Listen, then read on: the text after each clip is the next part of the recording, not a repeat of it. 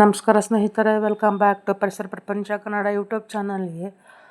ಮೊದಲಿಗೆ ಇವತ್ತಿನ ವಿಶೇಷ ವಿಡಿಯೋ ಏನಂದರೆ, ಇವತ್ತು ಕರ್ನಾಟಕದಾದ್ಯಂತ ರೈತಾಪಿ ವರ್ಗಕ್ಕೆ ವಿಶೇಷವಾಗಿ ಕಾರುಣ್ಣಿಮೆ ಹಬ್ಬ ಸೆಲೆಬ್ರೇಟ್ ಮಾಡ್ತಕ್ಕಂಥದ್ದು.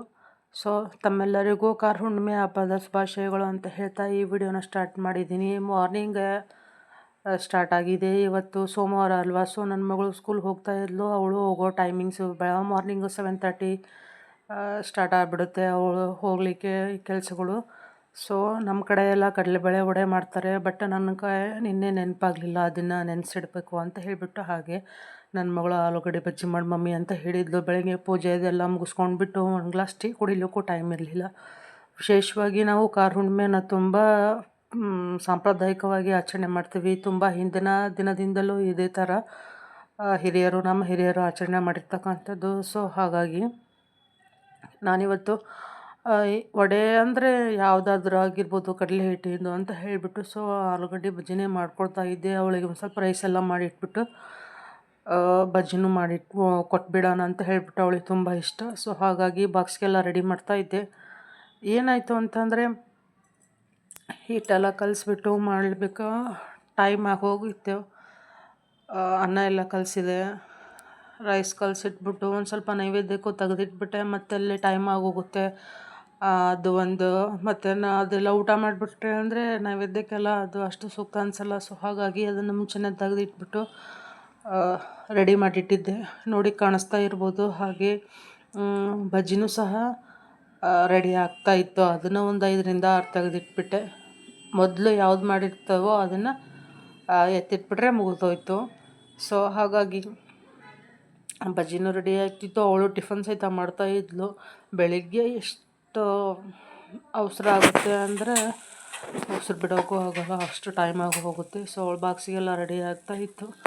ಹಾಗೆಯೇ ಇವತ್ತು ಹಬ್ಬ ಅಲ್ವಾ, ನಾವು ನಮ್ಮ ಕಡೆ ಏನಂತಾರೆ, ಸಾಂಪ್ರದಾಯಿಕ ಅಡುಗೆ ಅಂದರೆ ಒಬ್ಬಟ್ಟು, ಕರಿಗಡುಬು ಈ ಥರ ಎಲ್ಲ ಸ್ವೀಟೆಲ್ಲ ಮಾಡಿಬಿಟ್ಟು ಹಬ್ಬ ಸೆಲೆಬ್ರೇಟ್ ಮಾಡ್ತಕ್ಕಂಥದ್ದು. ಸೊ ಅದಕ್ಕಾಗಿ ಇದೇನು ಮಾನ್ಸೂನಲ್ಲಿ ಬರ್ತಕ್ಕಂಥದ್ದು ಮೊದಲೇ ಹಬ್ಬ ಅಂತ ಹೇಳ್ತಾರಲ್ವ ಈ ಮಳೆಗಾಲಕ್ಕೆ. ಸೊ ನಾವು ಮೈಲಾರಲಿಂಗಪ್ಪನ ಒಕ್ಕಲಗಾರ ಆಗಿರ್ತಕ್ಕಂಥದ್ದು ಅಲ್ವಾ. ಸೊ ಹಾಗಾಗಿ ನಾವು ಕಾರುಣ್ಣಿಮೆ ಹಬ್ಬ ಅಂದರೆ ಒಂದು ವಿಶೇಷವಾಗಿ ಆಚರಣೆ ಮಾಡ್ತೀವಿ. ನಿನ್ನೆ ವಿಡಿಯೋದಲ್ಲಿ ನೋಡಿರ್ಬೋದು ನೀವು, ದೇವ್ರ ಊಟಕ್ಕೆಲ್ಲ ಹೋಗಿ ಬಂದಿರೋದು. ಇವಾಗೆಲ್ಲ ಪಲ್ಯಕ್ಕೆಲ್ಲ ರಾಣಿ ಮಾಡಿಕೊಂಡು ಬೇಳೆ ಎಲ್ಲ ಹಾಕಿದೆ. ಒಬ್ಬಟ್ಟು ಅಥವಾ ಕರಿಗಡುಬು ಏನಾದರೂ ಮಾಡ್ಕೊಳೋಣ ಅಂತ ಹೇಳಿಬಿಟ್ಟು ಒಂದು ಗ್ಲಾಸಷ್ಟು ಹಾಕಿದ್ದೆ. ಬೇಳೆ ಬೇಯಲಿಕ್ಕೆ ಒಂದು ಸ್ವಲ್ಪ ಅಡುಗೆ ಎಣ್ಣೆ ಹಾಕಿಬಿಟ್ರೆ ಆಯಿತು, ಸ್ವಲ್ಪ ಬೇಗ ಆಗುತ್ತೆ ಅಂತ ಹೇಳ್ತಾರೆ. ಹಾಗೆಯೇ ಬದ್ನೆಕಾಯಿ ಪಲ್ಯ ಎಲ್ಲ ಮಾಡಾಯಿತು, ಸಾಂಬಾರಿಗೂ ರೆಡಿ ಮಾಡಾಯಿತು. ಇವಾಗ ನೋಡಿ ಬೇಳೆ ಎಲ್ಲ ಬೆಂದಿದೆ. ಸೊ ವಿಶೇಷವಾಗಿ ನಾವು ವರ್ಷನೇ ಬೇಳೆ ಹಾಕಿಯೇ ಅಡುಗೆ ಮಾಡ್ತಕ್ಕಂಥದ್ದು. ಮಾಮೂಲಿ ಸ್ವೀಟ್ ಪಾಯಸ ಎಲ್ಲ ಇರೋದೆ. ಸೊ ವಿಶೇಷವಾಗಿ ಈ ಥರ ಹಬ್ಬದಲ್ಲಿ ಅಡುಗೆ ಮಾಡೋದು, ಒಬ್ಬಟ್ಟು, ಕರಿಗಡುಬು ಈ ಥರ ಎಲ್ಲ ಇದ್ದೇ ಇರುತ್ತೆ. ಹಾಗೆಯೇ ಬೇಳೆ ಬೆಂದಾಯಿತು. ಇದಕ್ಕೆ ಬೆಲ್ಲ ಎಲ್ಲ ಕೂಡಿಸ್ಬೇಕಾಗಿತ್ತು. ಮತ್ತು ಇದೆಲ್ಲ ಬೇಳೆ ಮತ್ತು ಬೇಳೆ ಕಟ್ಟೆಲ್ಲ ಸಪ್ರೇಟ್ ಮಾಡಿ ಇಟ್ಬಿಟ್ಟು, ಇವಾಗ ಬೆಲ್ಲ ಎಲ್ಲ ಮಿಕ್ಸ್ ಮಾಡಬೇಕಲ್ವ, ಬೆಲ್ಲ ಎಲ್ಲ ಬೇಳೆ ಎಲ್ಲ ಹಾಕಿಬಿಟ್ಟು ಹೋಳಿಗೆಗೆ ಹೂರ್ಣ ಮಾಡಲಿಕ್ಕೆ. ಸೊ ಅದನ್ನು ರೆಡಿ ಮಾಡ್ತಾಯಿದ್ದೆ. ನೋಡಿ ಇವಾಗ ಆಗಿದೆ. ರೆಡಿ ಮಾಡಿರ್ತಕ್ಕಂಥದ್ದನ್ನು ಅದು ನೀಟಾಗಿ ಕುದಿಬೇಕು. ಕುದ್ದ ನಂತರ ಒಂದು ಸ್ವಲ್ಪ ತೀರಾ ಲಿಕ್ವಿಡ್ ಹಂಗಾದ್ರೆ ಹೂರ್ಣ ಮೆತ್ತಗಾಗುತ್ತೆ ಅಂತ ಹೇಳಿಬಿಟ್ಟು ಒಂದು ಸ್ವಲ್ಪ ಸೀಮೆ ಸುಣ್ಣ ಹಾಕಿದ್ದೆ. ಆ್ಯಕ್ಚುಲಿ ಅದು ಲಿಕ್ವಿಡ್ ಆಗಲೇ ಇಲ್ಲ. ಅದು ಏನಾಯಿತು ಅಂದರೆ ಗಟ್ಟಿ ಆಗ್ತಾ ಬಂದುಬಿಡ್ತು. ಹೂರ್ಣ ಅಷ್ಟು ನೈಸ್ ಬರಲಿಲ್ಲ. ಸೊ ಆಗೋದು ನನಗೆ ಗೊತ್ತಾಗಲಿಲ್ಲ ಅಂತ ಹೇಳಿಬಿಟ್ಟು ಹಾಕಿಬಿಟ್ಟೆ. ಏನು ಮಾಡೋಕ್ಕಾಗಲ್ಲ. ಇವಾಗ ನೀಟಾಗಿ ಅದನ್ನು ಕಲಿಸ್ಕೊಂಬಿಡ್ಬೇಕು, ನೀಟಾಗಿ ಅದೆಲ್ಲ ಬೆರೆತು ಬಿಡಬೇಕು. ಹಾಗೆಯೇ ಸಾಂಬಾರಿಗೆಲ್ಲ ರೆಡಿ ಮಾಡಿ ಇಟ್ಕೊಂಡು ಕೊಬ್ಬರಿ ಮತ್ತು ಹಸಿ ಕೊಬ್ಬರಿನೇ ತೊಗೊಂಡಿದ್ದೆ ನಾನು. ಹಸಿ ಕೊಬ್ಬರಿ ಸ್ವಲ್ಪ ಬೇಳೆ ತೆಗೆದಿಟ್ಟು, ಆಮೇಲೆ ಈರುಳ್ಳಿ ಎಲ್ಲ ಕಟ್ ಮಾಡಿ ಇಟ್ಕೊಂಡು ಎತ್ತಿಟ್ಕೊಂಡಿದ್ದೆ. ಇವಾಗ ನೋಡಿ ಈ ಥರ ಸಣ್ಣ ಸ್ಲೈಸ್ ಮಾಡಿರ್ತಾನೆ. ಏನಾಯಿತು ಅಂದರೆ ಅವನ್ನ ಕಟ್ ಮಾಡಿ ಇಟ್ಕೊಂಡೆ ಅಂದರೆ ಮಿಕ್ಸಿಯಲ್ಲಿ ಹಾಗೆ ಹಾಕ್ಬೋದು, ಏನದನ್ನು ಫ್ರೈ ಮಾಡೋ ಅವಶ್ಯಕತೆ ಇಲ್ಲ. ಹಾಗೆ ಒಂದು 2 ಬೆಳ್ಳುಳ್ಳಿ, ಹಾಗೆ ಮೆಂತ್ಯಕಾಳು, ಹಸಿ ಶುಂಠಿ ಮತ್ತು ಮಸಾಲೆ ಐಟಮ್ಸ್ ಏನಿದಾವಲ್ಲ, ಚಕ್ರ ಮಗ್ಗ ಹೇಳ್ತಾರಲ್ಲ, ಲವಂಗ, ನಾನಿಲ್ಲಿ 2 ಅಷ್ಟೇ ತೊಗೊಂಡಿದ್ದೆ. ಹಾಗೆ ಒಂದು 3 ಲವಂಗ, ಒಂದು ಸ್ವಲ್ಪ ಚಕ್ಕೆ,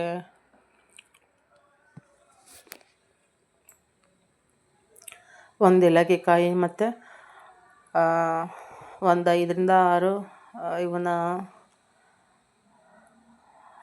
ಮೆಣಸು ತೊಗೊಂಡಿದ್ದೆ, ಮೆಣಸಿನಕಾಳು, ಒಂದು ಏಲಕ್ಕಿ, ಆಮೇಲೆ ಒಂದು ಪಲಾವ್ ಎಲೆ, ಸ್ವಲ್ಪ ಕರಿಬೇವು, ಕೊತ್ತಂಬರಿ ಎಲ್ಲ ಹಾಕೊಂಡ್ಬಿಟ್ಟು ಸಾಂಬಾರು ರೆಡಿ ಮಾಡ್ತಕ್ಕಂಥದ್ದು.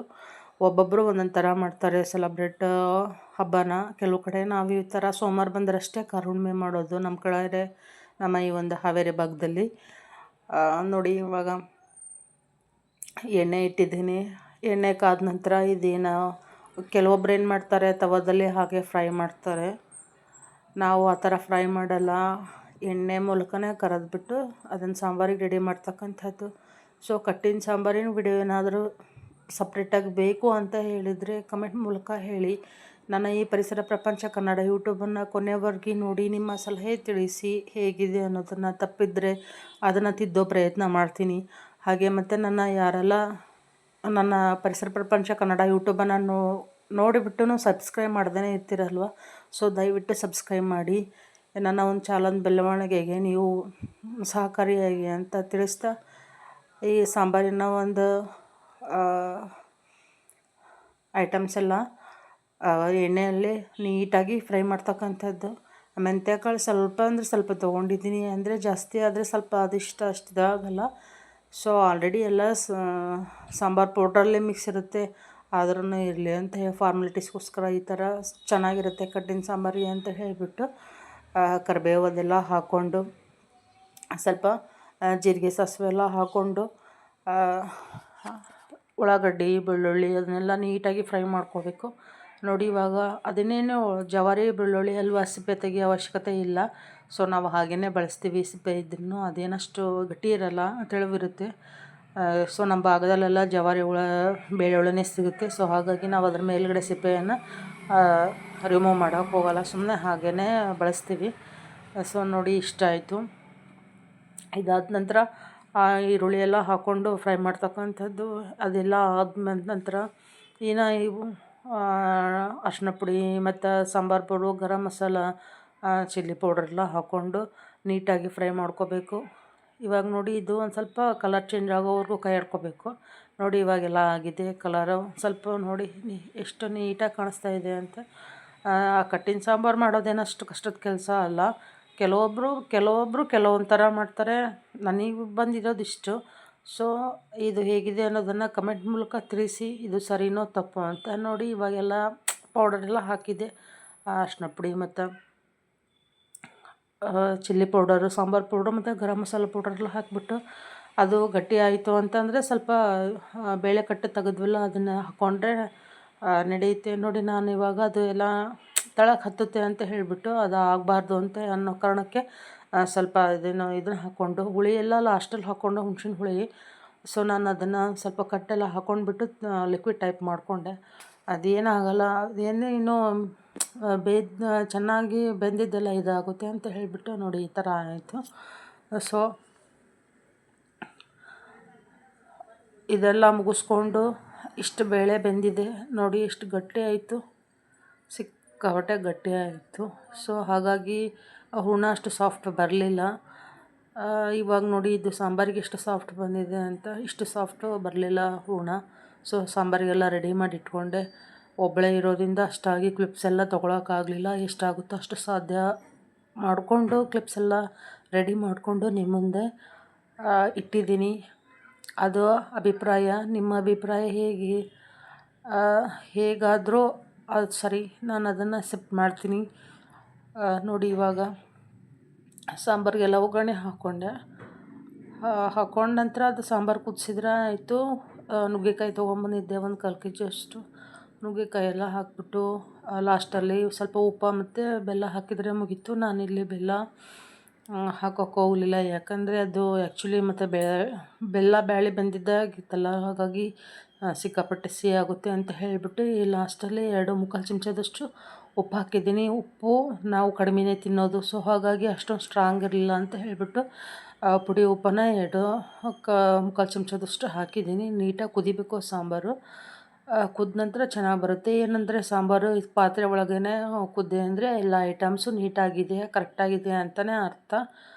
ಸೊ ನೋಡಿ ಕಟ್ಟಿನ ಸಾಂಬಾರು ರೆಡಿ ಆಗ್ತಾಯಿದೆ. ಹಾಗೆ ನುಗ್ಗೆಕಾಯಿನೂ ಬೇಯಿಸಿಟ್ಕೊಂಡಿದ್ದೆ, ಹಾಕಿಬಿಡೋಣ ಅದಕ್ಕೆ. ನುಗ್ಗೆಕಾಯಿ ಮತ್ತು ಅದೆಲ್ಲ ಬೆಂದಿದ್ದೆಲ್ಲ ಮಿಕ್ಸಿ ಮಾಡಿದ್ದೆಲ್ಲ ತೊಳೆದು ಹಾಕ್ಕೊಂಡ್ರೆ ಮುಗೀತು. ನೋಡಿ ಇಷ್ಟು ನುಗ್ಗೆಕಾಯಿ 1/4 kg 4 ಏರಿತು. ಸೊ ಹಾಗಾಗಿ ಅದನ್ನು ತಗೊಂಡ್ಬಂದು ಬೇಯಿಸಿಟ್ಟಿದ್ದೆ. ಬೆಂದಿದ್ದನ್ನು ಕಟ್ಟಿನ ಸಾಂಬಾರಿಗೆ ನುಗ್ಗೆಕಾಯಿ ಇದ್ದರೆ ಟೇಸ್ಟ್ ಇರುತ್ತೆ ಅಂತ ಹೇಳಿಬಿಟ್ಟು ನನ್ನ ಮಗಳು ತುಂಬ ಇಷ್ಟಪಡ್ತಾಳೆ. ಸೊ ಹಾಗಾಗಿ ನುಗ್ಗೆಕಾಯಿ ತೊಗೊಂಡು ಬಂದು ಇಷ್ಟೆಲ್ಲ ಆಯಿತು. ನೋಡಿ ಸ್ನೇಹಿತರೆ, ಇವತ್ತಿನ ನಮ್ಮ ಕಾರುಣ್ಣಿಮೆಯ ಸಾಂಪ್ರದಾಯಿಕ ಅಡುಗೆ ಅಂದರೆ ಇಷ್ಟೇ. ಸೊ ಅದೇನು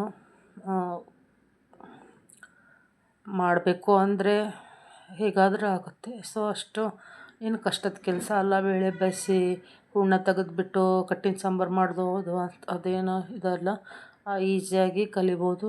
ಸೊ ಬರಲಿಲ್ಲವರು ನೋಡಿ ಕಲಿತಕ್ಕಂಥದ್ದು. ಇವಾಗ ಕರಿಗಡ್ಬಿಗೆ ಮೈದಾ ಹಿಟ್ಟನ್ನು ಕಲಸಿ ಇರ್ತಕ್ಕಂಥದ್ದು. ಸ್ವಲ್ಪ ಉಪ್ಪು ಹಾಕ್ಕೊಂಡಿದ್ದೆ, ಸ್ವಲ್ಪ ಎಣ್ಣೆ ಬಿಸಿ ಮಾಡಿ ಹಾಕಿ ಕಲಿಸ್ಬೇಕಾಗಿತ್ತು. ಬಟ್ ಸ್ವಲ್ಪ ಅಲ್ವಾ, ಸೊ ಹಾಗಾಗಿ ನಡೆಯುತ್ತೆ ಅಂತ ಹೇಳಿಬಿಟ್ಟು ಒಂದು ಅದಕ್ಕೆ ತೀರಾ ತೆಳ್ಳನೂ ಅಲ್ಲ, ತೀರಾ ಗಟ್ಟಿನೂ ಅಲ್ಲ, ಒಂದು ಮೀಡಿಯಮ್ ಸೈಜಲ್ಲಿ ಹಿಟ್ಟನ್ನು ನೀಟಾಗಿ ಕಲಸಿ ಒಂದು 10-15 ನಿಮಿಷ ಇಟ್ಟರೆ ಸಾಕು. ನೋಡಿ ನಾನು ಹೇಳಿಲ್ವಾ ಮೊದಲೇ, ಎಲ್ಲ ಐಟಮ್ಸು ಎಲ್ಲ ನಾನು ಹಾಕಿರ್ತಕ್ಕಂಥ ಐಟಮ್ಸ್ ಎಲ್ಲ ಕರೆಕ್ಟಾಗಿರೋದಕ್ಕೆ ಜೋರು ಒಲೆ ಮೇಲೇ ಅಷ್ಟು ನೀಟಾಗಿ ಬೇಯ್ತಾ ಇದೆ. ಒಂದು ಹನಿನೂ ಕೆಳಗೆ ಚೆಲ್ಲಿಲ್ಲ ಸಾಂಬಾರು. ಸೊ ಹಾಗಾಗಿ ನಾನು ಹಾಕಿರ್ತಕ್ಕಂಥ ಐಟಮ್ಸ್ ಎಲ್ಲ ಕರೆಕ್ಟ್ ಇದೆ ಅಂತಲೇ ಅರ್ಥ. ಇಲ್ಲಾಂದರೆ ಏನಾಗುತ್ತೆ ಅಂದರೆ ಸ್ವಲ್ಪ ವ್ಯತ್ಯಾಸ ಆದ್ರೂ ಉಕ್ಕಿ ಬರುತ್ತೆ ಅಂತ ಹೇಳ್ತಾರೆ ಸಾಂಬಾರು. ಸೊ ಅದೇನೂ ಆಗಿಲ್ಲ, ಸ್ವಲ್ಪ ಡಿಸ್ಟರ್ಬೆನ್ಸ್ ಇದೆ, ಸಾರಿ. ಹಾಗೆ ಅಕ್ಕಿ ಹುಗ್ಗಿ ಮಾಡ್ತಾರೆ ನಮ್ಮ ಕಡೆ. ಅಕ್ಕಿ ಹುಗ್ಗಿಗೆ ಕುಸುಬಿ ಮತ್ತು ಬೆಳ್ಳುಳ್ಳಿ ಶುಂಠಿ ಹಾಕ್ಕೊಂಡು ಪೇಸ್ಟ್ ಮಾಡ್ತಕ್ಕಂಥದ್ದು. ಕೆಲವೊಬ್ಬರು ಅರಿಶಿನ ಹಾಕ್ತಾರೆ, ನಾನಿಲ್ಲಿ ಅರಿಶಿನ ಹಾಕ್ಕೊಳಕ್ಕೆ ಹೋಗಿಲ್ಲ, ಹಾಗೇ ಪೇಸ್ಟ್ ಮಾಡಿ ಇಟ್ಕೊಂಡಿದ್ದೀನಿ. ಮತ್ತು ಅಕ್ಕಿ ಹುಗ್ಗಿಗೆಲ್ಲ ಬೇಯಿಸ್ಕೊಂಡು ಇದೇನು ಕರ್ಗಡ್ಬು ಮಾಡೋಕ್ಕೆ ರೆಡಿ ಮಾಡಿದ್ದೆ. ಏನು ಸ್ನೇಹಿತರೆ, ಈಗ ಕರ್ಗಡ್ಬು ಮಾಡಲಿಕ್ಕೆ ಎಲೆ ಹಾಕ್ಕೊತ ಕುತ್ಕೊಳ್ಳೋ ಬದಲು, ಟೈಮ್ ವೇಸ್ಟ್ ಮಾಡೋ ಬದಲು ಈ ದಬ್ಬೆ ಬಾಯಿ ಮುಚ್ಚಳ ಇರುತ್ತಲ್ವ, ಸ್ವಲ್ಪ ಶಾರ್ಪಾಗಿರ್ತಕ್ಕಂಥದ್ದನ್ನು ಚಪಾತಿ ಟೈಪ್ ಮಾಡಿಬಿಟ್ಟು ಅದನ್ನು ಹಿಂಗೆ ಪ್ರೆಸ್ ಮಾಡಿದರೆ ಈ ಥರ ಇದಾಗುತ್ತೆ ಹಾಳೆ. ಕರ್ಗಡ್ಬು ಮಾಡೋಕ್ಕೆ ಅವೇ ಟೈಮೂ ಉಳಿಯುತ್ತೆ, ಹಿಟ್ಟು ವೇಸ್ಟ್ ಆಗೋದು ಕಡಿಮೆ ಆಗುತ್ತೆ, ಹಾಗೆ ಎನರ್ಜಿನೂ ಕಡಿಮೆ ಆಗುತ್ತೆ ಅಂತ ಹೇಳ್ತೀನಿ. ನೋಡಿ ಫೈನಲಿ ಇಷ್ಟು ಅದು ಉದ್ದಿರ್ತಕ್ಕಂಥದ್ದು ಹಿಟ್ಟೂ ವೇಸ್ಟು ಆಗಲಿಲ್ಲ, ಕರ್ಗಡ್ಬೂ ಆಯಿತು. ಫೈನಲಿ ನಮ್ಮ ಮನೆಯವರು ನೈವೇದ್ಯ ಮಾಡಿಬಿಟ್ಟು ಕಾಯಿ ಹೊಡೆದು ಪೂಜೆ ಎಲ್ಲ ಮಾಡಿದ್ದೆ. ಆದ್ರೂ ಇನ್ನೊಂದು ಸರಿ ನೈವೇದ್ಯ ಮಾಡಬೇಕಾಗಿತ್ತಲ್ವ, ಮಾಡಿ ಪೂಜೆ ಎಲ್ಲ ಮಾಡಿ ಇಲ್ಲಿಗೆ ಮುಗಿಸಿದ್ರು. ಸೊ ಇದಿಷ್ಟ ಆಗಿತ್ತು ಇವತ್ತಿನ ವಿಡಿಯೋ. ಇಷ್ಟ ಆಗಿದೆ ಅಂದ್ಕೊತೀನಿ. ಧನ್ಯವಾದಗಳು ಸ್ನೇಹಿತರೆ.